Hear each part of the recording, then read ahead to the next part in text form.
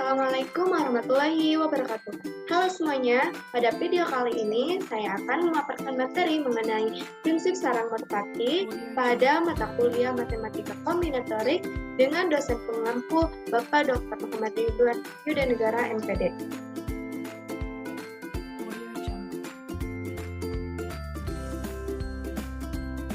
Sebelumnya, di sini saya izin memperkenalkan diri. Saya Salimar Selina dengan NPM 20163105033 dari kelas 6A dengan prodi Pendidikan Matematika Fakultas Keguruan dan Ilmu Pendidikan Universitas Singapura Bangsa Karawang. Nah, sebelum masuk pada teorema, kita ketahui dulu bahwa prinsip sarang merpati ini muncul pertama kali pada tahun 1624 dalam sebuah buku yang dikaitkan dengan Jean Lerchand, yaitu seorang pendeta dan matematikawan berkebangsaan Prancis. Namun sekarang teorema sarang merpati ini lebih umum dikenal sebagai prinsip Lacy-Dirichlet atau Dirichlet-Drauer Principle atau Dirichlet-Box Principle. Setelah eksperimen teorema yang dilakukan oleh Peter Gustav Lejeune Dirichlet, beliau merupakan matematikawan berkebangsaan Jerman. Meskipun demikian, matematikawan tetap sepakat bahwa penemu prinsip sarang merpati ini adalah Jean Lerchand.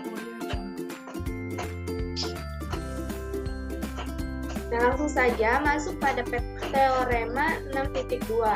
Nah, di sini teorema ini menyebutkan jika n+1 objek atau lebih ditempatkan pada n kotak, maka paling sedikit terdapat satu kotak yang berisi 2 atau lebih. Nah, untuk pembuktiannya, kita misalkan objek tadi itu merpati dan kotak itu adalah sangkar. Nah, diketahui ada n+1 merpati dan n sangkar. Jika masing-masing sangkar terisi oleh 1 0 atau 1 merpati saja, maka jumlah total merpati yang telah menempati sangkar hanya sebanyak kurang dari n. Dengan demikian, ada lebih dari 1 merpati yang belum masuk ke dalam sangkar. Nah, jika masing-masing sangkar hanya diisi oleh 1 ekor merpati, maka jumlah total merpati yang telah menempati sangkar ada n merpati, dan masih ada 1 merpati yang masih di luar sangkar.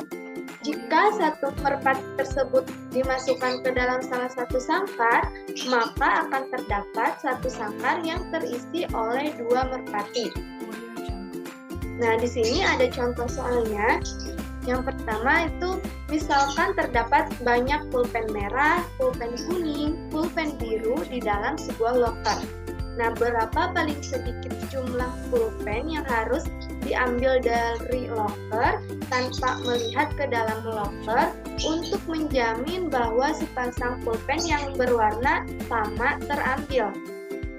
Nah, untuk penyelesaiannya, jika setiap warna dianggap sebagai sarang merpati. Nah, warna ini kita misalkan sebagai sarang atau sangkar.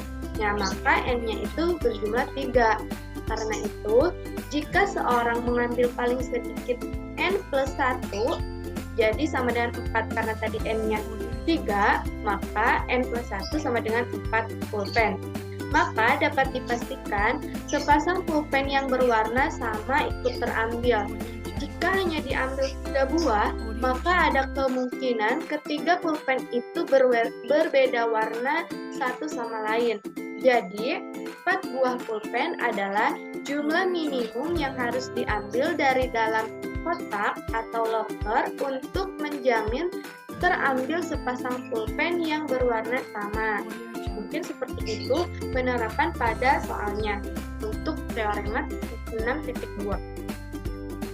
Selanjutnya kita masuk pada teorema 6.3, di mana teorema ini menyebutkan jika m objek ditempatkan di dalam n buah kotak, maka paling sedikit terdapat 1 kotak yang berisi minimal m per n objek.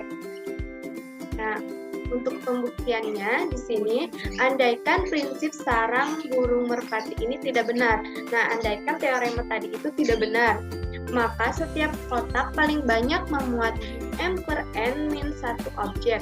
Karena terdapat N kotak, maka total objek secara keseluruhannya yaitu N dikali M per N min 1 kurang dari N dikali M per N sama dengan M. Nah, di sini terdapat contoh soal penerapan dari teorema 6.3. Jika terdapat 20 kotak persegi dan 41 pasang sepatu, maka akan ada berapa paling sedikit kotak persegi tersebut yang berisi lebih dari 2 pasang sepatu.